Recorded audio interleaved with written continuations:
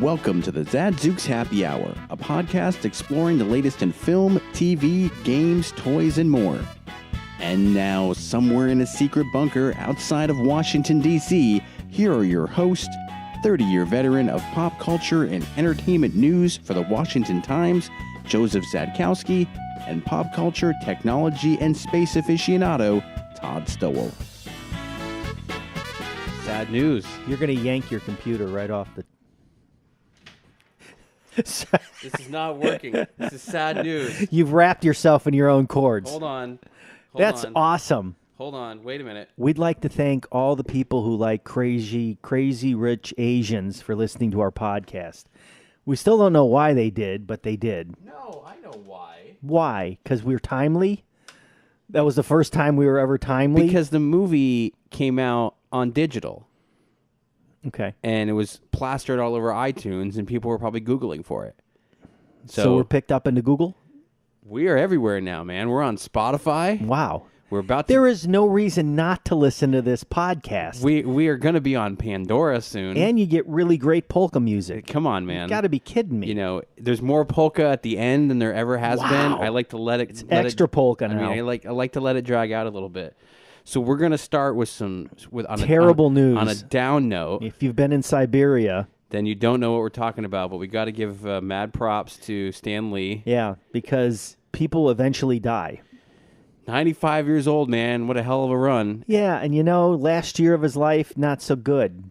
No. He had a lot of stupidity going on around him. Well, didn't his wife died not long ago, too, right? No, she'd been gone a while. Okay, I thought for some reason it was recent. No, it was not recent. I mean, think about all of the characters he was part of creating. It's mind-blowing. It is. It's mind-blowing. And then think of the fact that he cameoed in pretty much every movie. In every movie, and I have to believe he'll probably be in Avengers 4. And I got to tell you, my favorite one, I saw it the other night, and I'm still laughing, is when he's a FedEx guy delivering a package to Tony Stark. And he comes in, he goes, Mr. Tony Stank. I don't know why I find that so funny, but I do. I thought it was my favorite. The one with it wasn't in the movie, but it was the comment afterwards where he is the strip club DJ in Deadpool. Oh, brother. But he wasn't actually in the strip club, and then he made some comment about how disappointed he was in Ryan Reynolds for not allowing that to happen, which I thought was the greatest thing ever. I liked it when he was on the Lookers or the Watcher. He was on this planet hanging out, and then you realize that basically he was like the omniscient observer of the Marvel Cinematic Universe. Yep. That was actually his calling. Now, you were at a panel with him. You killed me because I didn't prepare for this. I was at a panel at a New York Comic-Con, and this was how long ago? Maybe 10 years. 10 years. And this was what was so great about this panel. It was him and probably half a dozen legendary creators. Guys like Jerry Robinson, who basically created the Joker, Joe Sinnott, who co-created Captain America. And it was just, this panel was just so comfortable because these guys were just hanging out like old friends, shooting the bull. And you can't get that anywhere else. And Stan was just zinging them all over the place. Zing, zing. Every 2 minutes he had a zing. And at some point, I should give you some quotes from this to put up just because he's a really great guy and it was fun to hear him talk. And I loved watching him. Well, didn't you guys have interactions with him when Comic-Con was really about buying comic books? Oh, yeah. In the old days. And my best story about that was Stanley actually walked past Jack Kirby, who was still alive at the time. And Kirby basically gave him the stink. You know what I mean? The stink eye. Because those two were going at it for a long time. I don't know if they ever patched it up. Ever patched it up or not. But it was a moment. I never forgot it. I also was in LA and had seen him hanging out and talking to Spielberg in a red carpet. That's line. awesome. And this was like just about the time where X-Men was breaking. You know what I mean? Like the first the first movie. X-Men movie, which kind of really set the tone. I know that because Hugh Jackman's new movie about Gary Hart is coming out, the front runner, that somebody asked him about Stan Lee and his whole introduction into the X-Men universe, and he says, yeah, I mean, I didn't really know what X-Men was. I thought a Wolverine was a wolf. Right. I didn't realize it was a real animal. And he's like, and you know, I didn't really have any work. You know, I was primarily like a guy who did plays. Right. And, you know, the universe that he created elevated me to a level where I can immediately do the things I want to do today, and I can never thank him enough for that. And I think that's true for all of these people who are in these Marvel movies. Without the creation of these characters, Spider-Man, look what it did for Robert Downey. Oh, I mean, it totally just resurrected his career. I think that Tropic Thunder had a little bit of help to do with that, but absolutely not. You don't think so? That movie was so far underground cult that nobody cared. You ask anybody if they know that movie. That was his comeback movie, right? That was hardly a comeback. Really? Oh, it was so good. All right, well, so funny. Nope. Iron Man, mainstream. He brought him to the masses. I mean, he is Iron Man, and he was the perfect Tony Stark. And I mean, you know, don't they say that Iron Man, which I don't understand how they can say this, is based on Elon Musk? At least the way that he's portraying him. That's impossible. No, the way that Downey Jr. is portraying. No, him. It's not. Go read a comic book. I know. Pick up any '60s Iron Man comic book. I think if anything, Elon Musk is basically portraying Tony Stark. Yeah, sure. You know, whatever. So Excelsior. Yes, to Stan Lee. I love you, Stan. Yes. You are a great dude. And you know, the funny thing is he might have been 95, but he didn't look it. Every time I saw him on anything, so peppy. Just didn't look it. And you know what? I think they don't know what he died from. They still haven't said. Right. You know, they just... Well, sometimes you just die from being old. I mean, hey, man. That happens. He was probably heartbroken by the ending of Avengers 4. And yeah, that's it. You know, I know what that movie's done. That's all I know. Right. So, okay, well, it's hard to move on from that because it was such a bummer. So there's other news that came this week, which also is kind of a bummer. Dan Ackroyd was on Dan Rather's I think Dan Ackroyd needs to shut up for a while. And said that they have very well-known writers working on a Ghostbusters 3 I'm raising my eyebrows. Sequel, which he has said for the past 20 years. Yeah. And he said the story is so good that he's pretty confident he could get Murray to do it. Not a chance. And zero. And then he threw shade at Paul Feig again, which he was all on board until the movie came out, and he has since been a very harsh critic of Feig, which rightfully so. The movie wasn't very good. Right. And he basically said that because he couldn't rein in the cost, they'll never make another female Ghostbusters, and it's not fair. And I was like, well, the story was garbage anyway, so whatever. What's the point? So, of course, that's brought in some news, and Dan Rather was like, wait a minute, this is sort of breaking news, isn't it? And he's like, well, we've got a good writer, and I've got a really good story to tell, and it brings together what's going on today with the universe that from before. And there's the update. So I'm not holding my breath. You know, I don't think it's going to happen. No, dude, there's no way. I mean, he said this now like 6 different times that there's a third. Right. I think they've literally Ackroyd would have a better chance of being in a Star Wars movie at this point than another Ghostbusters. No, I think honestly Harrison Ford would be in Ghostbusters at that point. I mean, as soon as the new Indiana Jones comes out. I think they've literally written like 5 versions of Ghostbusters 3 that have all gone nowhere. Right. So just get over it. It's okay. You don't need. It's okay to have a great couple of films. I mean, I know you flip-flopped on 2 a couple times. I think 2 holds up. You think 2 holds up now? Having watched it, I think it holds up. I'm concerned what they're doing with cartoons and other junk. It's like it's just a universe that it was a really popular kids cartoon. Yeah. It's been a really long time. It's like Yeah. 90s. Leave it alone. Just no one's going to remake Back to the Future. You can leave Ghostbusters alone too. right. Period. Right. So whatever. Yeah. You know. And then I'm going to quickly touch on Outlaw King, which just came out on Netflix. You're wrapped in your cord again. I know I am. It's okay. Don't worry. I promise I won't fall. I don't want you to strangle yourself. Podcaster tragically dies. Choked to death. Choked to death by his own cord. So, Outlaw King stars Chris Pine. Reading this off the computer. No, I want to make sure I get the names correct. Chris Pine. It's Chris Pine with a P. Yep. And Aaron Taylor Johnson, who would be Kick-Ass, if you remember from the Kick-Ass What? days. Yeah. Oh, I haven't seen him forever. Yeah, he's big boy now. And a bunch of other people I don't really know. And essentially, this takes place a few decades after Braveheart. You do see, and Chris Pine's character is Robert the Bruce, who... All right, that's made up. No, it's actually real. There is a Robert the Bruce? Robert the Bruce, or Robert Bruce is his name. He becomes... essentially, they're fighting against King Edward I's reign, who claims that he has total control and reign over Scotland.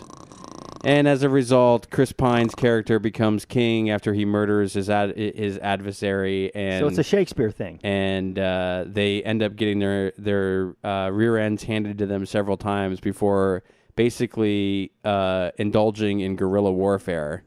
Very muddy and just like very barbaric warfare. So to pay for this, they had to cut Iron Fist and Luke Cage?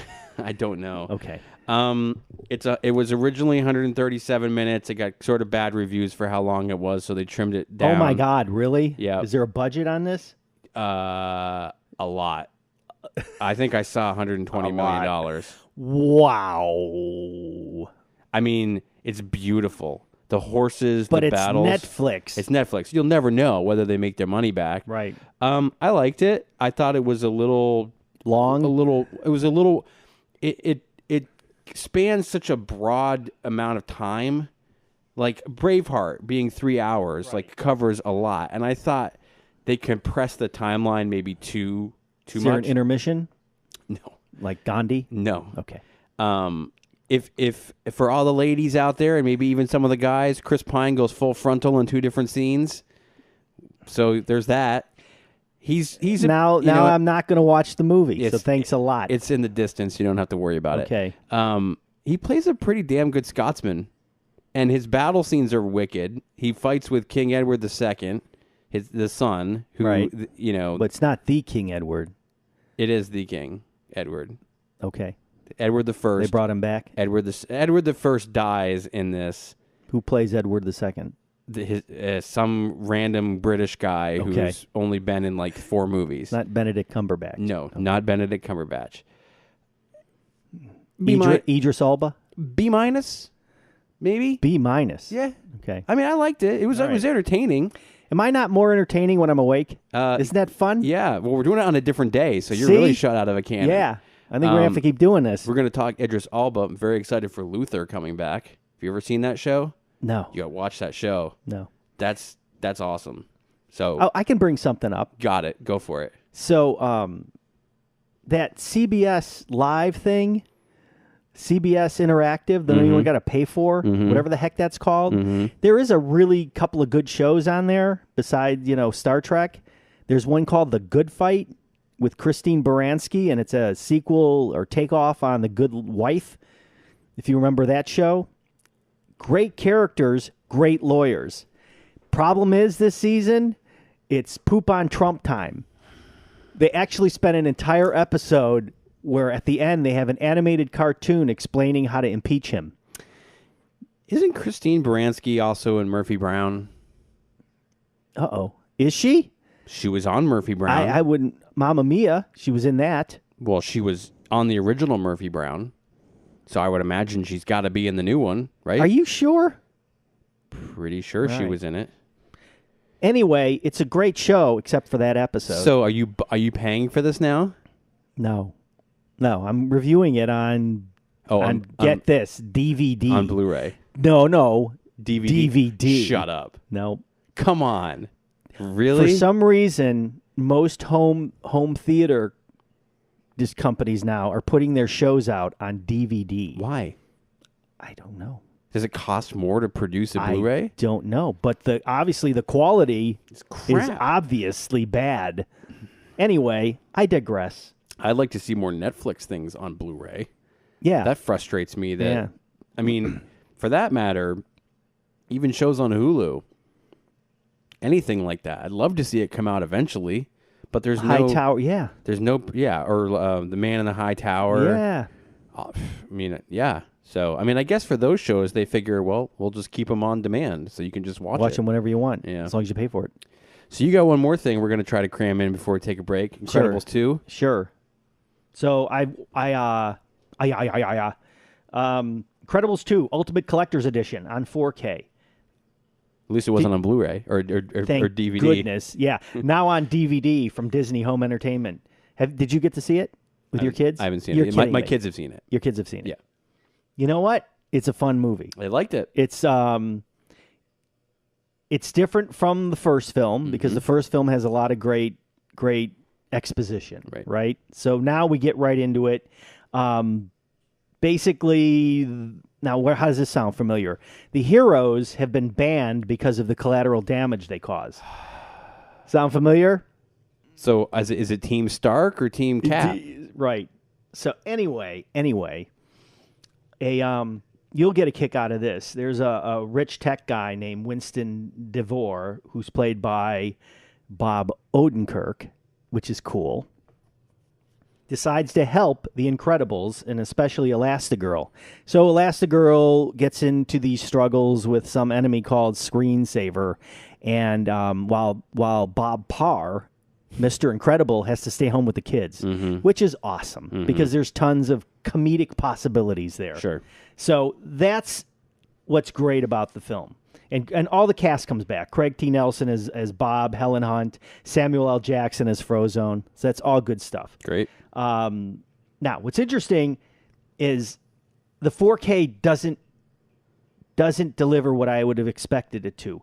And I don't understand why. Because I think the animation was built to have too much subdued lighting and haziness in it so that, like, blue skies don't look crispy blue.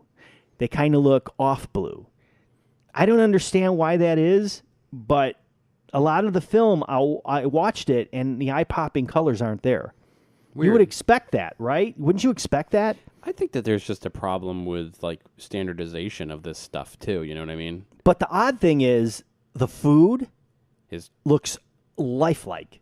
Egg rolls, like sauteed broccoli. Well, I mean, the question is how long has this been in production? I mean, if it's been 2 years. Well, you know what's funny is, it's been 14 years since the original movie. But what I'm saying is how long have they been working on it usually takes two years to build a film like that. You know, and this film made over $1 billion. Of course it did. So, the extras are spectacular. They're on a pair of Blu-ray discs. There's Brad Bird, the director, introducing all of the animators, and they do an optional commentary track, which is awesome. There's like 2 hours of extra featurettes. There's 40 minutes of deleted scenes, and there's a couple of cartoon shorts to get you started before you watch the main feature. This is a dynamite release. I wish the colors were better. I don't know what happened there, but look, you can look at this. See the orange juice? It's gorgeous. Jeez. It looks like orange juice. Yeah. Anyway, home run, an A for sure, A- maybe because of the 4K, but great job, Disney. Thank you. Great. We'll be right back. We're going to take a break, then you're going to do a preliminary look at a couple of gift guide items that I'm working on. Because next week is Black Friday. Cyber Monday. That's right. So stay tuned. Communities Digital News, built by the writers and editors that deliver the news 24 hours a day. Visit comdiginews.com. That's COMMDIGI news.com. And support the next evolution in news. Buzzing. Jeez. Everything's buzzing and you're wrapping cords around your neck. You're angry. Really, it's not that bad. Shot out of a cannon. It's not that bad. You know what? Black Friday makes me nervous, man. Everybody's got a deal. The deals are terrible. They're just awful. There's nothing you just showed me a 4K Blu-ray player for $50. Yeah, and then your response was, that's a crappy Blu-ray player. And I said, yes, it is, but just to show that they are dropping prices. The Samsung, I looked... $99.99. Really? Mm-hmm. I didn't see that one. Mm-hmm. I got to look that one up. It was on Best Buy. I do these massive amount of gift guides every year, so I'm just going to talk about a few tech items that are coming up that... It'll be over the next several episodes, so... That'll be over, yeah. So the first one I'm going to talk about, which I found really interesting, is something called Pocket Talk. Make up your own joke. It is a handheld language translator. It looks like the size of like a withered bar of soap. You press the button. There's 74 different languages. You press the button, you talk into it. Where is the bathroom? And then in any language, it'll spit back out in that language what you just said. And then somebody on the other side can press a button and answer you, and then that'll get translated and speak. It's nice. It's a good idea. The weird part about this, it's $299.99. Yeah, it's a little steep. It's got built-in mobile data. Okay. So you get it allows you to use built-in mobile data for 2 years, unlimited. As in, like, it keeps updating itself? It keeps updating itself, and it uses like cell phone towers, right? Now, if you're not, and it'll flow the data within 105 countries. Now, if you don't want to do that, you can also just use Wi-Fi hotspots. But I'm guessing if you're in Burundi, on the Serengeti, of course, maybe there's no cell phone tower either. Maybe not. Anyway, you can also use your compatible SIM card to pop it in there. English, Spanish, French, German, Chinese, Basque, Cantonese, Polish, Pashto, Armenian, everything. 75 languages, 74 languages. Not bad. I thought it's a good idea. The other one I thought that was really awesome, I am a closet chess player, is this thing called Square Off, which I'm calling the world's smartest chessboard. It's $369. It infuses telerobotics and artificial intelligence. It's a 19-inch square board, wood board with rosewood finish. The pieces are hand-carved. You put them all on the board. You turn this thing on with your app. It automatically moves a piece and starts the game. Then you move your piece, and you're literally playing chess against no one. But the moves are happening. Yeah, that's not like Ouija board-esque at all. That's freaky, right? And then you can play with anybody who's also got a board somewhere in the world. Oh my God, that's amazing. That is amazing, right? Whoa. Okay, I thought it was just literally you're playing against a computer. Nope. That's awesome. You can hook up with some guy in Burundi who happens to have the board. On the Serengeti. Yep, and they move and you move. Oh, and that's just awesome. as cool, you can snoop into other people's games. You could find a game that's really willing to let you, and you can just sit back and watch the game happen. So it moves both sides? Yes. So how does it work? If you've got it set up, does it automatically move all the pieces to where they currently are? I don't know. I mean, it must, right? Yeah. That's cool. How jarring is it when they're moving? You'll hear a little gear action underneath as the pieces are moving, but it's like a Ouija board. You're right. That's great. It's now like, I'm going to have to change my review. Thanks a lot. It's like the life-size Harry Potter chess game. I use the Harry Potter anecdote. Yeah. So I'm pretty cool with that. That's creepy. Man, can you imagine playing a prank on somebody with that? Oh, like freak them out. Like legitimately be like, oh, I'm playing chess with my grandfather. Like just think about the possibilities. Yeah. You could frighten a little kid to People death. would freak. Little kids would run screaming. Oh, we have a ghost in the house. He likes to play chess. Want to see? And it'll move. Oh. All right. One more. It's called the One Pro. It's a full-sized electronic piano. So the gimmick, the magic, it's $7.99. It's kind of steep. Is you attach your tablet to it, use their app, pull up a song, and in front of the keys there's lights. And Do you have to pay extra for the black keys? You do not have to pay extra for the black keys. Throw them in for free? They throw them in for free. And as the chords develop, the lights show up to tell you how to play. Huh. So you have to play. So it's not necessarily as good as having a teacher smack at you when you're trying to learn. Right. But there's tons of songs. You play polka on it? I have not looked up a polka yet, so I bet you can play a polka on it. And the bummer is, like, great songs that you probably want to play, you're going to have to pay for. Oh, so is it like in-app purchases? Royalty. There's in-app purchases. Like Ballroom Blitz. I know you're dying to play that on a keyboard. I mean, clearly. It's $3.99. Beatles in My Life, $3.99. But you do get a bunch of songs for free that you can work on. There's video lessons. There's like Guitar Hero-like games, rhythm games.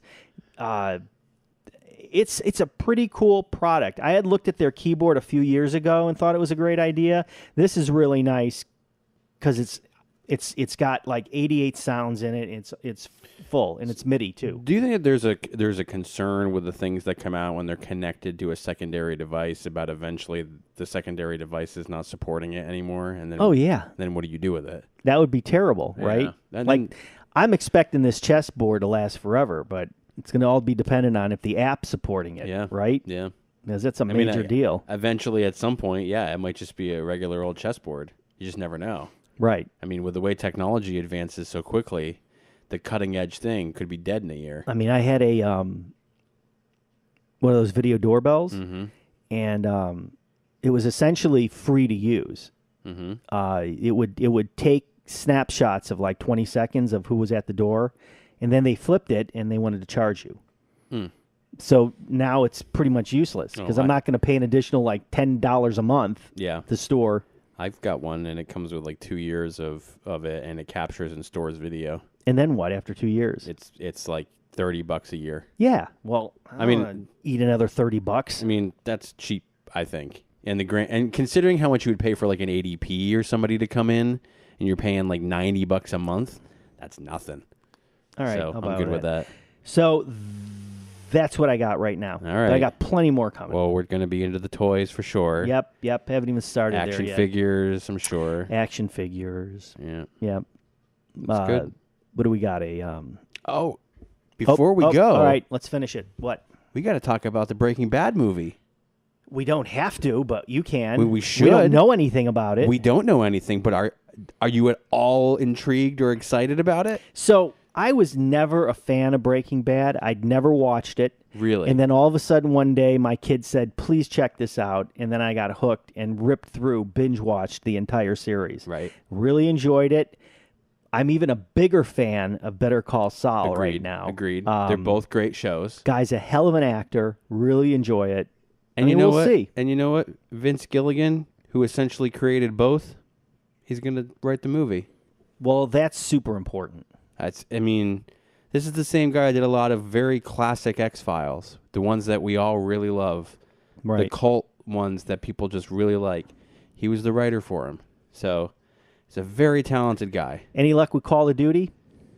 Yeah, I played a little bit of it. Hey, you got it to load? I did. Okay. After purging almost everything off of my Xbox. We may actually talk about that soon. Yeah. I just loaded up Red Dead Redemption 2, and it was only 80 gigabytes. So after 3 or 4 days of leaving my my PlayStation on. Are we going to do Fallout 76?